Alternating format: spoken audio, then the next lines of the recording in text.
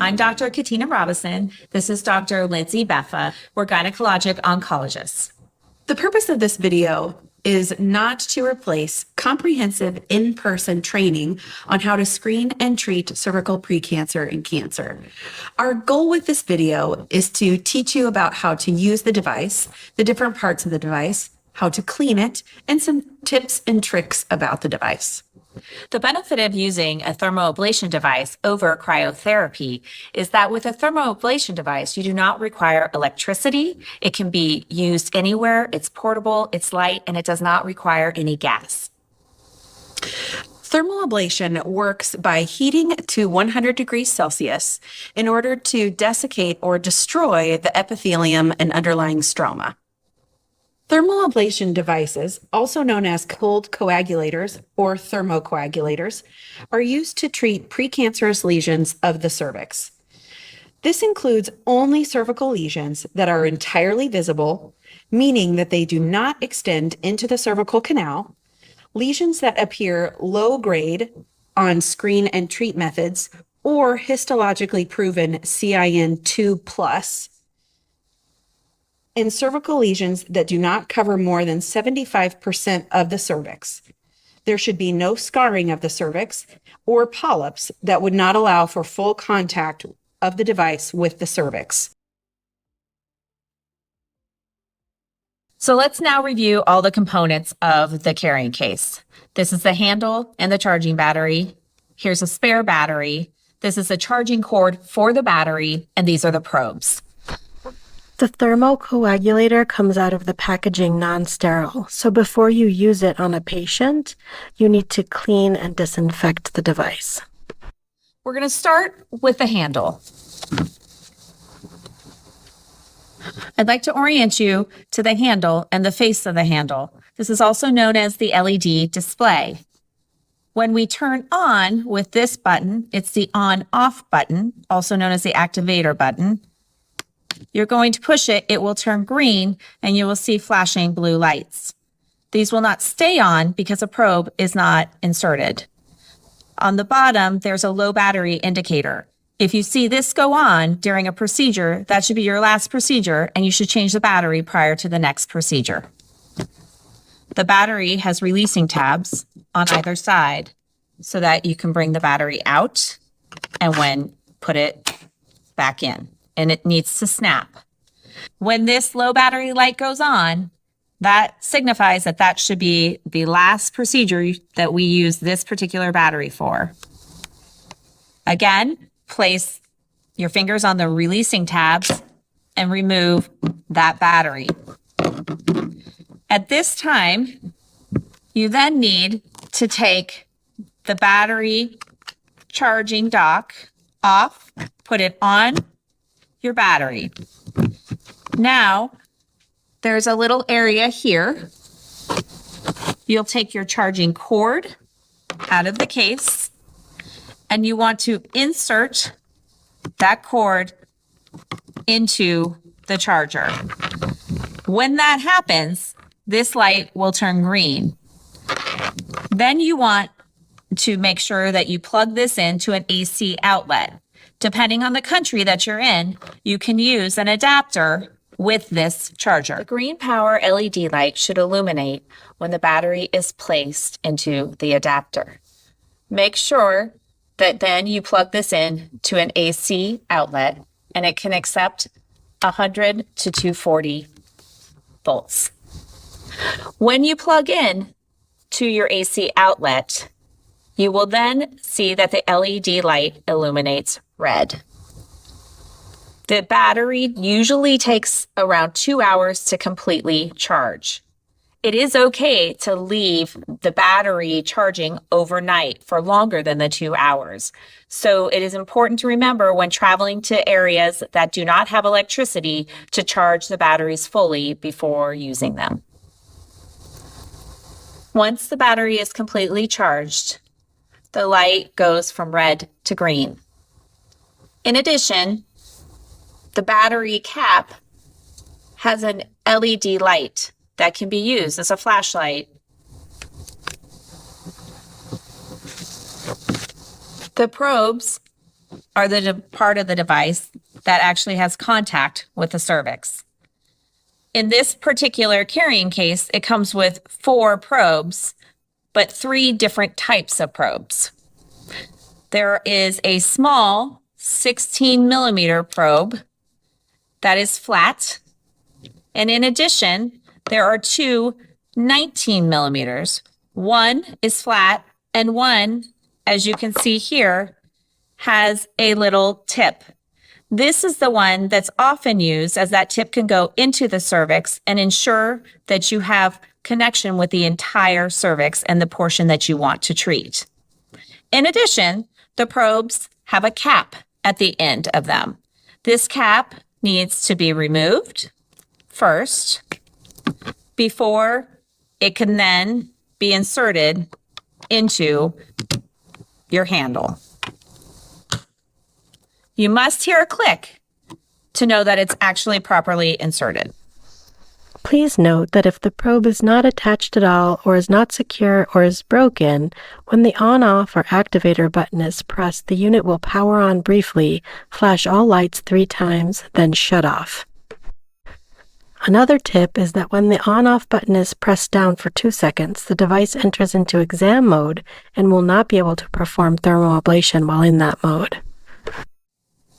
Then, again, we're going to use the on-off button to turn on our thermocoagulator. When you want to use the thermocoagulator for a procedure, you press the on-off button for about 1 second.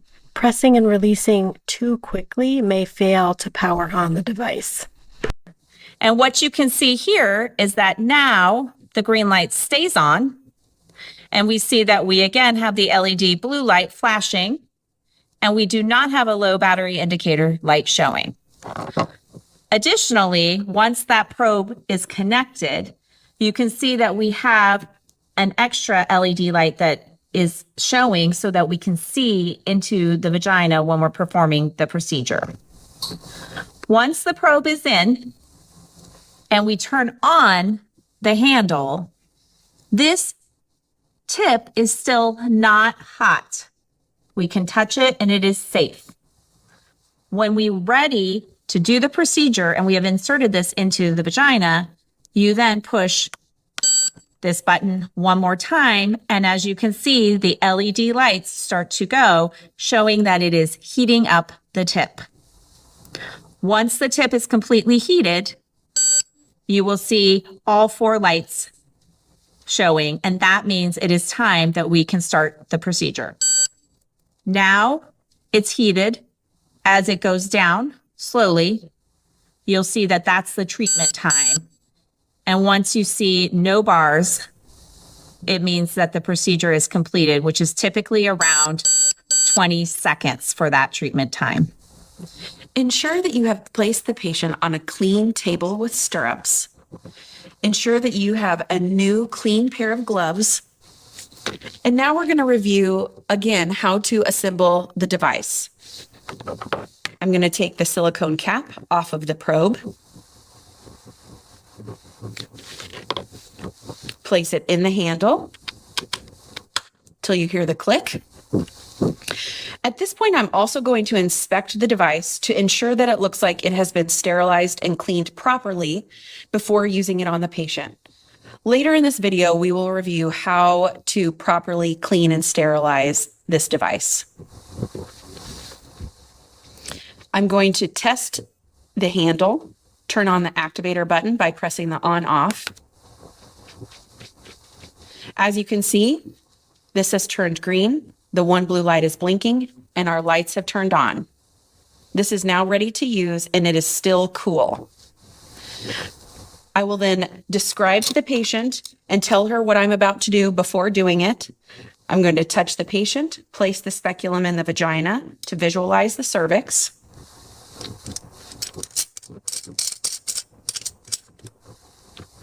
Once I have an adequate view of the cervix, while the unit is still cool, I will place the probe tip flush against the cervix. You can see I'm using the conical or nipple tip probe. This is placed directly into the endocervical canal. I'm going to place this flush against the cervix. Before I activate the device and make it start heating, I will ensure that I'm not touching any other tissue of the patient, including the vaginal sidewall.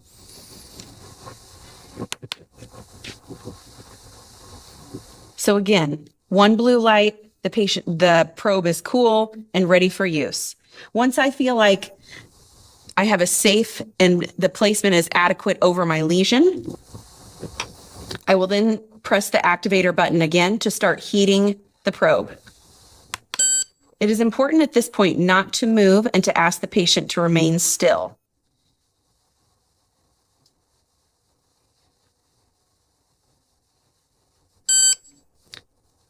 The unit is now heated and treating the tissue. Every 5 seconds, one blue light will be removed. And this allows you to give the patient an adequate assessment of how much time is left in the procedure.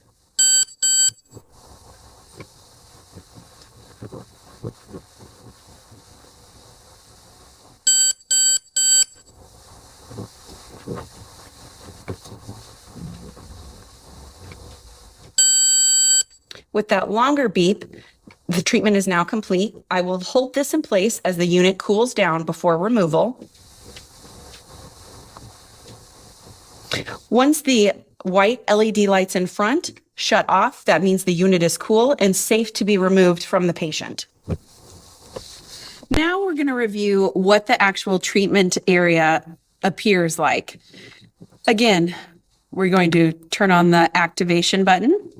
It turns green, one blue light, and our front white LED lights are on. This is ready to use and cool. I will then place it against the treatment tissue. In this video, this is a piece of chicken just to demonstrate the results. When I am ready, there's no other tissue contacting the probe. I hit the activation button again. The blue lights will begin to scroll. The probe is heating up.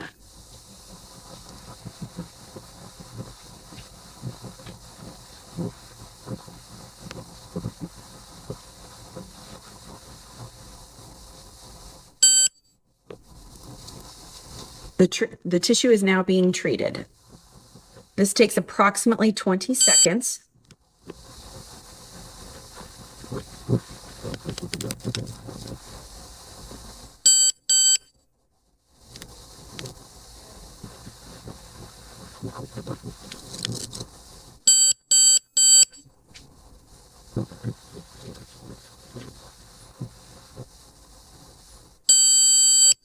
That longer beep tells you the treatment is completed. Now we're just awaiting the cool down process before removal.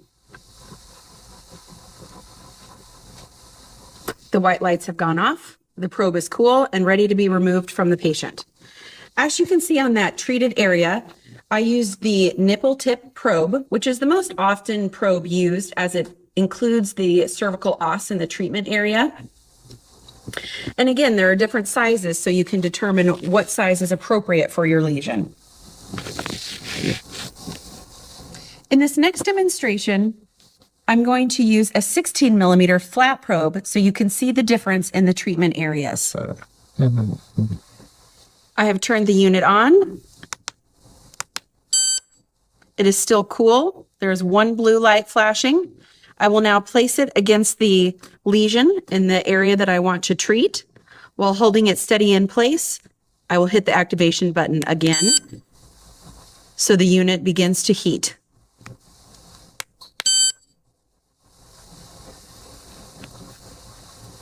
You can see the scrolling blue light demonstrating that the unit is heating.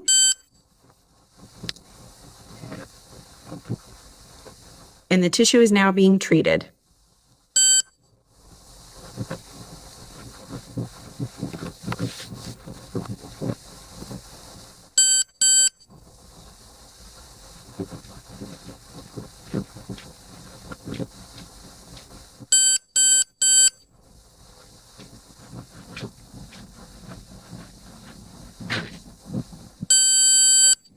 The treatment is complete, and now I'm just awaiting the cool down process before I remove the probe.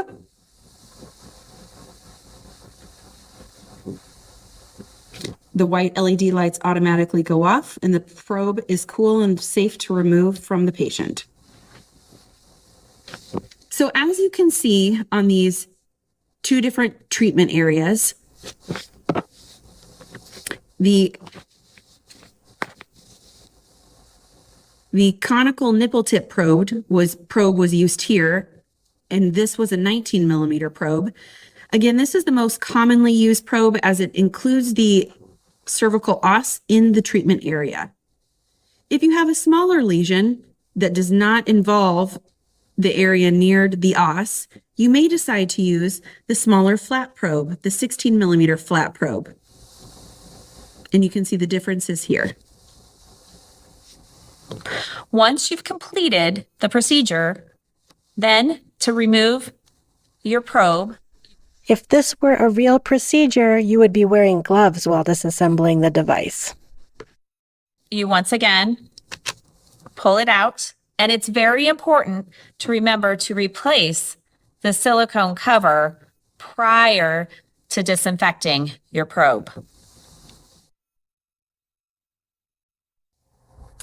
Now we're going to go through the cleaning and disinfection process.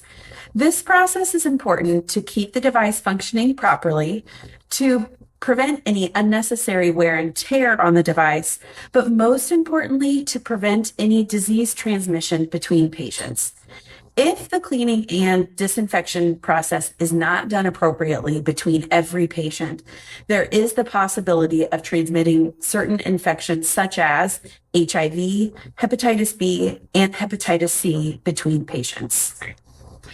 It's important for the cleaning and disinfection process that you have all the appropriate materials before you start the process of cleaning and performing these procedures. So first, as a reminder, always have gloves. As you do the cleaning, it's very important to make sure you're using gloves yourself so that you protect your hands. We also want some type of disinfectant wipe or some cloth that you can do a wipe down of all of the different items prior to going through. Now, it's important, if you can, use sterile water or boiled water. The first thing you'll want to do is disinfect the speculum, whether they're reusable and you're using them again or whether they're metal. You always want to disinfect these. You want to take them apart, and then in the rinsing bucket, you're going to take your brush and you're going to remove any debris on both pieces of this speculum. Then you're going to rinse it off and you're going to put these in your glutaraldehyde solution. You're going to let them sit in the glutaraldehyde solution for 30 minutes. Once 30 minutes has gone by, you're going to take them out of this solution and then you're going to thoroughly rinse them again in sterile water if available or boiled water. After rinsing, you'll take it out. And then you want to leave them and allow them to completely dry before using them. So now we're going to review and pretend that we've just used this device on a patient. We're going to first disassemble the handle, take the probe off, take the battery out of the handle. One very important step, ensure that you place the silicone cap completely over the metal tip of the probe. The pieces, such as the handle and the battery, that cannot be submerged in water need to be wiped down with a disinfectant cloth.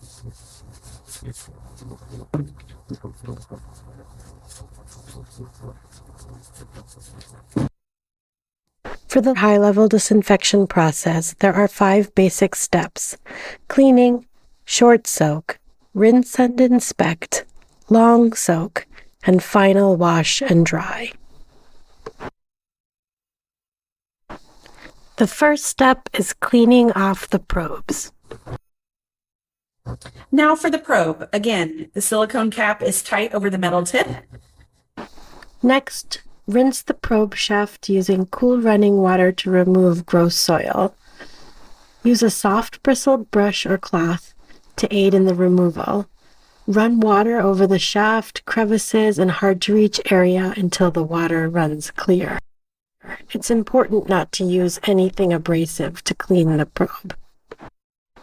For For the second step, which is a short soak of 1 minute, you need to prepare an enzymatic detergent such as Enzol per the manufacturer's recommendations. Fully immerse the probe in the prepared detergent. You're then going to move it into your glutaraldehyde solution. You want to ensure that the entire probe is completely submerged. Allow the probe or probes to soak for a minimum of 1 minute. Following the soak time while still immersed, use a soft bristled brush or cloth to thoroughly clean the probe. Pay particular attention to hard-to-reach areas. The third step, rinse and inspect. Remove the probe from the detergent solution and rinse with running water. Visually inspect each probe for visible soil. If soil remains, repeat the cleaning procedure. The fourth step is a long soak. Again, assure the silicone cap is on the probe connector. Then immerse the end of the heating tip of the probe into a cup, not a basin, of disinfectant solution that's approximately 5 inches or 12 centimeters deep. Make sure that the heating end of the probe is facing down into the disinfectant solution. Allow the probe to soak that way in glutaraldehyde following the manufacturer's guidelines, for example 20 minutes at room temperature. The fifth step is the final wash and dry. Thoroughly rinse the probes in pure water, agitating and allowing them to set probe tip down in a cup of pure water for a minimum of 5 minutes. And again, you want to rinse with sterile or boiled water ideally. Repeat the previous rinsing step 2 more times for a total of 3 rinses using a fresh batch of pure water each time. And then you want to leave it to dry completely before using again on another patient. The other option is using a sterile cloth to dry the probe as well.